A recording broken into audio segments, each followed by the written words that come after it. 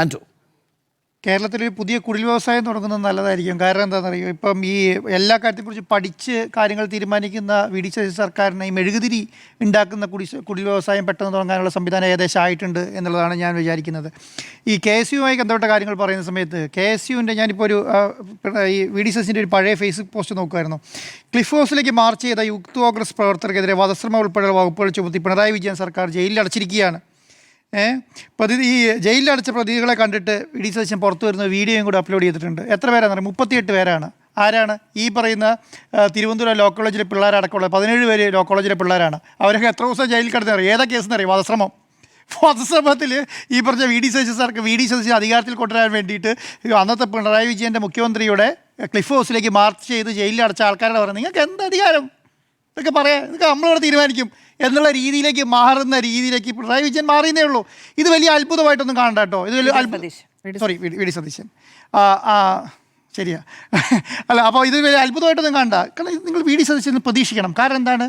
കേരളത്തിലെ V D Satheesan സർക്കാരിനെ അധികാരത്തിൽ കൊണ്ടുവന്ന ആരാണ്? പാർട്ടിയല്ല, ജനങ്ങളാണ്. അപ്പോൾ എനിക്ക് ആരോട് മറുപടി പറയേണ്ട കാര്യമുള്ളൂ?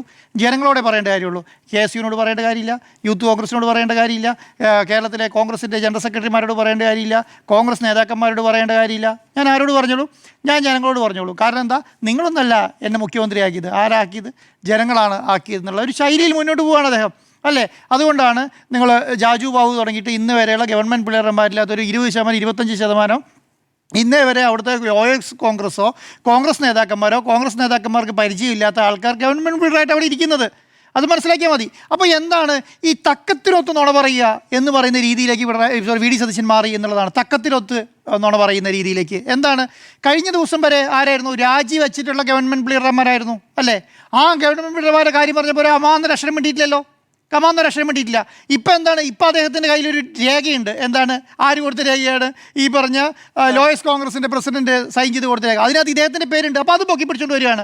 അപ്പോൾ അദ്ദേഹത്തോട് ചോദിക്കണ്ടേ? അദ്ദേഹം പറയണ്ടേ ഇതിന് മുൻപ് രാജിവെച്ചവരുടെ പേര് നിങ്ങൾ എവിടെ നോക്കിയിട്ടാണ് പിന്നെ ഗവൺമെൻറ് ബിൽഡറാക്കി അപ്പോയിൻറ്റ് ചെയ്തത്? സ്പെഷ്യൽ ഗവൺമെൻറ് ബിൽഡറാക്കിയില്ല, എവിടെ നിന്ന് അപ്പോയിൻറ്റ് ചെയ്ത് ചോദിക്കും. അതിന് മറുപടി ഇല്ലല്ലോ. അത് ചോദിക്കില്ല. അത് ചോദിച്ചാൽ അപ്പോൾ അത് കൈരളിയായി, പിന്നെ അത് ദേശാഭിമാനിയായി. പിന്നെ ഞാൻ പറഞ്ഞുകൊണ്ടിരിക്കുമ്പോൾ നിങ്ങൾ ചോദിക്കരുത്, നിങ്ങൾ പറഞ്ഞുകൊണ്ടിരിക്കുമ്പോൾ ഞാനൊന്നും പറയുന്നില്ലല്ലോ, ഇത് ശരിയല്ല കേട്ടോ, നോ എന്നൊക്കെ പറഞ്ഞിട്ട് പുള്ളി അങ്ങോട്ട് പോവുകയാണ്. അപ്പോൾ ഇത് കേരളത്തിലെ ജനങ്ങൾ ഞാൻ ഈ ആകെ ഒരു 10 താഴെ പത്രസമ്മേളനങ്ങളെ നടന്നിട്ടുള്ളൂ, അല്ലേ? 2 മാസമായി 60 എല്ലാ ബുധനാഴ്ച ഉണ്ടെന്ന് പറഞ്ഞാൽ അതിൻ്റെ ഇടയ്ക്ക് 2-3 ബുധനാഴ്ച പോയി. അത് കഴിഞ്ഞിട്ട് ഒരു 15 ദിവസം കൂടുമ്പോൾ ഒരു പത്രസമ്മേളനം നടത്തും. അദ്ദേഹം നേരത്തെ പറഞ്ഞുകൊണ്ടിരിക്കുന്ന 1 മണിക്കൂർ മറ്റവർ പ്രസംഗിക്കും. അതായത് മുൻപ് പിണറായി വിജയൻ്റെ പത്രസമ്മേളനത്തിൽ ഇദ്ദേഹം വിമർശിച്ചുകൊണ്ടിരുന്നതാണ്. അദ്ദേഹം വരും, 1 മണിക്കൂർ അദ്ദേഹം പറയും, അവസാനത്തെ ഒരു 15 മിനിറ്റ് നിങ്ങൾക്ക് തരും. നിങ്ങൾക്ക് തരുന്നതിൻ്റെ അകത്ത് ദേശാഭിമാനിയും കുറച്ച് ആൾക്കാരെയും ചോദിക്കാൻ നിർത്തും. അവർ ചോദിക്കുന്നതിന് മറുപടി പറഞ്ഞിട്ട് പോകും. ഇതായിരുന്നു വി ഡി സതീശൻ്റെ അന്നത്തെ വിമർശനം. ഇപ്പം എന്താ നടക്കുന്നത്? ഇപ്പം 1 മണിക്കൂർ വി ഡി സതീശനെ പറയും. അത് കഴിഞ്ഞ് 2 മിനിറ്റ് അങ്ങനെ ആരെങ്കിലും ചോദിക്കാൻ സമയം ചോദിച്ചു, നോ ഞാൻ പറഞ്ഞുകൊണ്ടിരിക്കും, നിങ്ങൾ ചോദിക്കരുത് എന്ന് പറയും. എന്നിട്ട് എന്താണ് കഴിഞ്ഞു, എണീറ്റ് പോയി. എന്താ വ്യത്യാസം? എന്തെങ്കിലും വ്യത്യാസം കാണുന്നുണ്ടോ? ഒരു വ്യത്യാസവും ഇല്ല. ചോദിക്കുന്നതിന് മുഴുവൻ എവിടെയും ഇല്ലാത്തൊരു ഒരു മറുപടി പറയും, എവിടെയില്ലാത്ത മറുപടി. അപ്പം എന്തുകൊണ്ടാണ് പണ്ട് പിണറായി വിജയൻ കറക്റ്റ് നോക്കി വായിച്ച് വരുന്ന സമയത്ത് അതിൻ്റെ അകത്ത് വലിയ തെറ്റുകൾ അങ്ങനെ വരാറില്ല. പ്രോപ്പറായി കാര്യങ്ങൾ അതിന് മറുപടി പറഞ്ഞു പോവുകയാണ്. ഇപ്പം ഇദ്ദേഹം മനസ്സിൽ തന്നെ ഞങ്ങൾ പറയുകയാണ്, നിങ്ങളോട് പിന്നെ NSSൻ്റെ ജനറൽ സെക്രട്ടറിനെ കാണാൻ കഴിയില്ല എന്ന് പറഞ്ഞു പുള്ളി അങ്ങ് പറയുകയാണ്. ആ പുള്ളീൻ്റെ മനസ്സിൽ ഒരു സാധനം അങ്ങോട്ട് പറയും. അതും ഈ യാഥാർത്ഥ്യമായിട്ട് ഒരു ബന്ധം ഉണ്ടാവത്തില്ല. 10 മിനിറ്റ് കഴിയുമ്പോൾ അദ്ദേഹം പത്രസമ്മേളനം നടത്തും. അദ്ദേഹം പത്രസമ്മേളനം സത്യം പറയും. ഇതൊരു ഒരു അനുഭവമാണോ? എത്രയോ അനുഭവങ്ങളാണ്. വി ഡി സതീശൻ പറഞ്ഞ കാര്യങ്ങളെല്ലാം അരമണിക്കൂർ തള്ളി പറയില്ലേ? ഇപ്പം ഞാൻ പറയില്ലേ, എങ്ങനെയാണ് ഈ കേരളത്തിലെ മുഖ്യമന്ത്രിക്ക് പൂക്കി മുഖ്യമന്ത്രി എന്ന് പേര് വന്നത്? എന്താണ്? ഈ പറയുന്ന വാഹനങ്ങളുടെ മോഡിഫിക്കേഷനുമായി ബന്ധപ്പെട്ട കാര്യത്തിലല്ലേ? എന്താണ് പറഞ്ഞത്? വാക്കാണ് പ്രധാനം. വാക്കല്ലേ? എന്തിനാ വാക്കെന്തിയെ? വാക്കെല്ലാവരും പൈസ അടച്ചുകൊണ്ടിരിക്കുകയാണ്. വാക്കാണ് പ്രധാനം എന്ന് പറഞ്ഞാൽ കേരളത്തിൻ്റെ മുഖ്യമന്ത്രിയുടെ വാക്ക് കേട്ടിട്ട് ഈ മോഡിഫിക്കേഷൻ നടത്തിയ എല്ലാവരും 5000. കാരണം മുട്ടിന് ക്യാമറയാണല്ലോ. മുട്ടിൽ ഈ പറയുന്ന ക്യാമറകൾ വെച്ചിരിക്കുകയാണ്. ക്യാമറ എല്ലാം ഫോക്കസ് ചെയ്യും, പിടിക്കും, നോട്ടീസ് വീട്ടിലേക്ക് വരും, പൈസ കൊണ്ടടിക്കും. ഇത് തന്നെയാണ് അവസ്ഥ. ഇപ്പോൾ പൊളിക്കാനും പറ്റില്ല, പൊളിക്കാതിരിക്കണം. ഇതിപ്പോൾ പിന്നെയാണ് വാട്സപ്പ് എടുത്ത് നോക്കുമ്പോൾ പിന്നെയും കാണും വാക്കാണ് പ്രധാനം എന്നുള്ളത്. കാരണം റീലിങ്ങനെ വന്നുകൊണ്ടിരിക്കുകയാണ്. എന്നിട്ട് എന്ത് സംഭവിച്ചു? ഏതെങ്കിലും കാര്യം നടപ്പിലാക്കണോ? PM ശ്രീ കേരളത്തിൽ നടപ്പിലാക്കില്ല എന്ന് ഓരോ പ്രസംഗിച്ചിട്ട് വരും. എന്നിട്ട് ഒരു സൈഡിൽ കൂടെ PM ശ്രീ നടപ്പിലാക്കും. സംഘപരിവാറുമായി ബന്ധപ്പെട്ട ഒരു പരിപാടി നടത്താൻ പാടില്ല, അതെന്താണ് CPM-ന്റെ അജണ്ടയാണ് എന്ന് 5 വർഷം പ്രസംഗിച്ചിട്ട് ഇപ്പോൾ അതേ പരിപാടി നടത്തിക്കൊണ്ടിരിക്കുകയാണ് അല്ലേ. അതാണ് പിന്നെന്താണ് ഇപ്പറേ വർഗീയവാദികളെ മാലയിട്ട് സ്വീകരിക്കരുതെന്നും പൊന്നാടി അടിക്ക് സ്വീകരിക്കരുതെന്നും പറയുകയും ഇപ്പോൾ അതേ സംവിധാനം ഇദ്ദേഹം വന്നിട്ട് ചെയ്തുകൊണ്ടിരിക്കുകയാണ്. അപ്പോൾ ഇതൊന്നും കേരളത്തിലെ ജനങ്ങൾക്ക് മനസ്സിലാകുന്നില്ല എന്ന് വിചാരിക്കുന്നുണ്ടാവാതെ എനിക്കറിയത്തില്ല. ഇതൊന്നും കേരളത്തിലെ ജനങ്ങൾക്ക് മനസ്സിലാകുന്നില്ല എന്ന് വിചാരിക്കുകയാണ് എന്നാണ് ഞാൻ വിചാരിക്കുന്നത്. ആ അർത്ഥത്തിൽ മുന്നോട്ട് പോവുകയാണ് അല്ലേ. ഇപ്പം ഞാൻ നേരത്തെ പറഞ്ഞില്ലേ, ഇപ്പോൾ പവർ കട്ട് കേരളത്തിലെ ബിസിനസ് ഇക്കോ ഫ്രണ്ട്ലി സംസ്ഥാനമാക്കി മാറ്റാനും IT ഹബ്ബാക്കി മാറ്റാനും അറ്റ്ലീസ്റ്റ് വേണ്ടത് കറണ്ടല്ലേ. അറ്റ്ലീസ്റ്റ് എന്താ വേണ്ടത് കറണ്ടാണ്. അത് എപ്പോൾ പോകുന്നെങ്കിലും ഒന്ന് പറയണ്ടേ, ഏത് സമയത്ത് പോകും എന്നെങ്കിലും പറയാം. എന്നാൽ ബാക്കി ഒരു പ്രിക്കോഷൻ എങ്കിലും എടുക്കാമല്ലോ, പ്രിക്കോഷൻ എങ്ങനെ എടുക്കുക. എന്നാൽ രാത്രി 12:30 ലോകകപ്പ് കണ്ടുകൊണ്ടിരിക്കുകയാണ്. ലോകകപ്പ് കണ്ടുകൊണ്ടിരിക്കുമ്പം നമ്മളോട് നേരത്തെ പറയുകയാണ് ഇന്ന് 12:30 കറണ്ടില്ല എന്ന് പറഞ്ഞാൽ അവർ ജനറേറ്റർ എടുത്ത് വെച്ചോളും, അല്ലെങ്കിൽ കറണ്ടുള്ള സ്ഥലത്തേക്ക് മാറിക്കോളും, അല്ലെങ്കിൽ അവർ എന്തെങ്കിലും സംവിധാനം ഉണ്ടാക്കിക്കോളും. 12 മണിക്ക് കറക്റ്റ് കറണ്ട് അങ്ങ് പോകും, 12 കഴിയുമ്പോൾ കറണ്ട് വരും. എന്തൊരു അവസ്ഥയാണ്. സ്മൃതി പടത്തിന് ചർച്ചയിലേക്ക് നടത്തുന്ന സമയത്ത് ചർച്ച നടന്നുകൊണ്ടിരിക്കുമ്പോഴാണ് കറണ്ട് പോകുന്നത്. അത് കറക്റ്റ് കോൺഗ്രസിന്റെ നേതാവിന്റെ കറണ്ട് പോകുന്നു. ജനറേറ്റർ അതെ അതെ, ഒരു കോൺഗ്രസ് നേതാവിന്റെ വീട്ടിലെ കറണ്ടാണ് പോകുന്നത്, വേറെ ഇവിടുത്തെ കറണ്ടല്ല. അപ്പൊ ഇതാരാണ് പറയേണ്ടത്? ഇന്ന് വേറൊരു മാധ്യമത്തിൽ പിന്നെ സണ്ണി ജോസഫ് പറയുന്നുണ്ട്, മന്ത്രി പറയുന്നുണ്ട്, എപ്പോൾ എത്ര കറണ്ട് എങ്ങനെ കൊടുക്കാൻ പറ്റുന്ന അറിയില്ല കേട്ടോ, ഒന്നും പറയാൻ കഴിയില്ല. പ്രതിസന്ധി എപ്പോൾ പരിഹരിക്കുമെന്ന് അറിയില്ല. അത് മന്ത്രിക്ക് അറിയില്ല, വൈദ്യുതി മന്ത്രിയാണ് അത് അതൊന്നും അറിയത്തില്ല എന്നാണ് പറഞ്ഞുകൊണ്ടിരിക്കുന്നത്. പിന്നെ എന്താണ് പറഞ്ഞുകൊണ്ടിരിക്കുന്നത്? അതിനുശേഷം ഞാൻ വേറൊരു കാര്യം എടുത്ത് നോക്കിയത്, ഈ കറണ്ട് കട്ടിനെ കുറിച്ച് VD സതീശൻ മുൻപ് പറഞ്ഞത് എങ്ങനെയാണെന്നറിയോ? ബുദ്ധിപൂർവമായ ചിന്തയില്ലാത്തത് കൊണ്ടും കറണ്ട് കട്ടുണ്ടാവുമെന്ന് നേരത്തെ ഫോർകാസ്റ്റ് ചെയ്യാത്തത് കൊണ്ടും സർക്കാരിന് വലിയ പിഴവാണ്. മനസ്സിലായോ?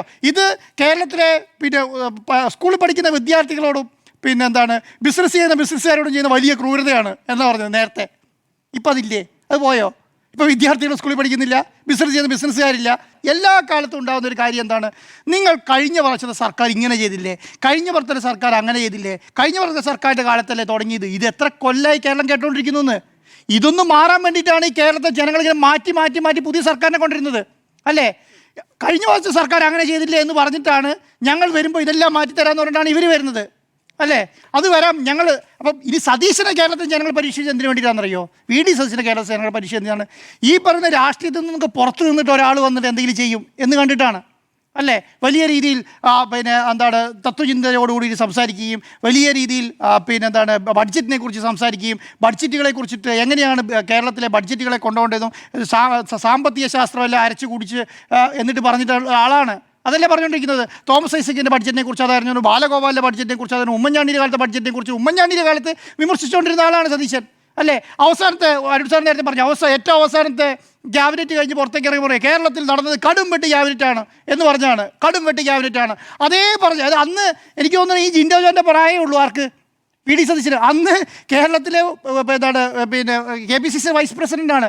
ഇന്നത്തെ ജിൻഡോ ജോൻ്റെ പ്രായമുള്ള അന്നത്തെ KPCC പ്രസിഡന്റ് പറഞ്ഞ എന്താ, KPCC വൈസ് പ്രസിഡൻ്റായ VD സതീശൻ പറഞ്ഞ എന്താണ്? കേരളത്തിൽ കടും വെട്ടി ക്യാബിനറ്റാണ് നടക്കുന്നത്. കേരളത്തിലെ സ്ഥലങ്ങൾ മുഴുവൻ സ്വകാര്യവൽക്കരിക്കാനും സ്ഥലം വിൽക്കാനും വേണ്ടിയിട്ടുള്ള വലിയ രീതിയിലുള്ള പ്രൈവറ്റ് കമ്പനിക്ക് തീരെഴുതാനുള്ള വലിയ സംവിധാനമാണ് നടത്തിയതെന്നാണ് അന്ന് ഇന്നത്തെ ജിൻഡോ ജോണിൻ്റെ പ്രായമുള്ള അന്നത്തെ VD സതീശൻ പറഞ്ഞത്. ഇന്ന് ജിൻഡോ ജോൺ പറയുന്നത് അത് അംഗീകരിക്കാൻ കഴിയുന്നില്ല. അപ്പോൾ ഇതെങ്ങനെയാണ്? അപ്പോൾ ഇന്ന് ഞാൻ എൻ്റെ ഒരു യൂത്ത് കോൺഗ്രസ് നേതാവ് പറഞ്ഞൊരു കാര്യമുണ്ട്. ഞാൻ വിളിച്ചു ചോദിച്ചു എന്താ ഇതിൽ നിങ്ങളെന്താ കാണാൻ പോകുന്നില്ലേ എന്ന് ചോദിച്ചപ്പോൾ പറഞ്ഞൊരു കാര്യമുണ്ട്. അതറിയോ? VD സതീശന് കാര്യമായിട്ട് അടി കൊണ്ടിട്ടില്ല, സമരങ്ങൾ നടത്തിയിട്ട് ജയിലിൽ പോയിട്ടുള്ള കാര്യമായിട്ട്. ഈ അടി കൊണ്ടവർക്കും ജയിലിൽ പോയവർക്കും അതിൻ്റെ വിഷമം മനസ്സിലാവുള്ളൂ. പാർട്ടിക്ക് വേണ്ടിയിട്ട് വെള്ളം കോരിയും വടിവെട്ടിയും അതായത് അരവയർ ഭക്ഷണം കഴിക്കാതെ പാർട്ടിക്ക് വേണ്ടി സിന്താവ് വിളിച്ചവർക്കും അവർക്കാണ് ഇതിൻ്റെ വിഷമം മനസ്സിലാവുള്ളൂ. പക്ഷേ VD സതീശനെ സംബന്ധിച്ചിടത്തോളം അങ്ങനത്തെ പ്രശ്നങ്ങളൊന്നും ഉണ്ടായിട്ടില്ല എന്ന്. അങ്ങനത്തെ ഒരു പ്രശ്നങ്ങളും ഉണ്ടായിട്ടില്ല. നേരെ അദ്ദേഹം പഠിക്കുന്നു, അദ്ദേഹം എവിടേക്ക് വരുന്നു, അല്ല ഞാൻ പറയുന്നത് നിയമസഭയിലേക്ക് ലോയറായിട്ട് ഇത് വരുന്നു. അത് കഴിഞ്ഞ് ടക്ക് പറഞ്ഞ് മേലേക്ക് പോസ്റ്റിലേക്ക് എത്തി, വലിയ ബുദ്ധിമുട്ടൊന്നും അനുഭവിച്ചിട്ടില്ല. അപ്പോൾ എന്താണ് അതിൻ്റെ വിഷമം സതീശന് അറിയത്തില്ല. ജയിലിൽ കിടന്നവനെയും ഇപ്പോഴും കേസിൻ്റെ ഭണ്ഡാരം ചുവന്ന് നടക്കുന്നവരെയൊന്നും വിഷമം പുള്ളിക്ക് മനസ്സിലാവുന്നില്ല എന്നുള്ളതാണ്. അപ്പോൾ ഇതൊക്കെ മനസ്സിലാക്കി കഴിഞ്ഞാൽ ഇപ്പോൾ അത് പകുതി പ്രശ്നം തരും. പിന്നെ നിങ്ങൾ നേരത്തെ പറഞ്ഞൊരു കാര്യമുണ്ട്, ഇനിയിപ്പോൾ ചിത്രീകരിക്കുമെന്നറിയോ? ഇനി കേരളത്തിലെ കോൺഗ്രസ്സിൽ 2 പക്ഷങ്ങളുണ്ട്. ഒരെണ്ണം VD സതീശൻ പക്ഷം, അല്ല മറ്റേ പക്ഷം മറ്റേ എതിർക്കുന്ന പക്ഷം. ഇങ്ങനെ 2 പക്ഷങ്ങളുണ്ട്. അപ്പോൾ എതിർക്കുന്ന പക്ഷം ഇനിയിപ്പം ആര് സതീശനെ കുറിച്ച് എന്ത് പറഞ്ഞാലും ആരാവും? ഈ എതിർക്കുന്ന പക്ഷത്തിന് കൂടെ ആവും. അത് ആരമാണ്? അത് കെ സി വേണുഗോപാൽ. ഇനിയിപ്പോൾ ആരെന്ത് പറഞ്ഞാലും കെ സി വേണുഗോപാൽ പക്ഷത്തിൻ്റെ ഭാഗമായിരിക്കും. അത് സത്യസന്ധമായി മനസ്സിൽ നിന്ന് ഇത് കണ്ടിട്ട് സഹിക്കാൻ പറ്റാത്ത ഒരാൾ പറഞ്ഞാൽ മതി. അതിലും കെ പി സി സി പക്ഷമല്ല, എസ് വേണുഗോപാൽ. ഒരു കാര്യം കൂടി പറയണം കേട്ടോ, ഈ മുഖ്യമന്ത്രി സ്ഥാനത്തെ കെ സി വേണുഗോപാൽ ആയിരുന്നെങ്കിൽ കെ എസ് യുവിനെ കുറിച്ച് ഇങ്ങനെ ഒരു അക്ഷരം പറയില്ല. അല്ല, ഇത് സുകുമാരൻ നായരെ കുറിച്ച് ഇങ്ങനെ ഒരു അക്ഷരം പറയില്ല. അല്ല, സുകുമാരൻ നായരെ കാണാൻ പറ്റുന്നില്ലല്ലോ. അതിനുശേഷം ഇപ്പോഴെന്താണ് സുകുമാരൻ നായർ ചോദ്യത്തിനോടൊപ്പം ഞാൻ എപ്പോൾ വേണമെങ്കിലും കാണാം എന്നുള്ളൊരു സംസാരം പുള്ളി പറയുന്നില്ലല്ലോ. ഈ പറയുന്നത് ന്യായീകരിച്ച് ഇങ്ങനെ മെഴുകി അങ്ങോട്ട് പോവുകയാണ്.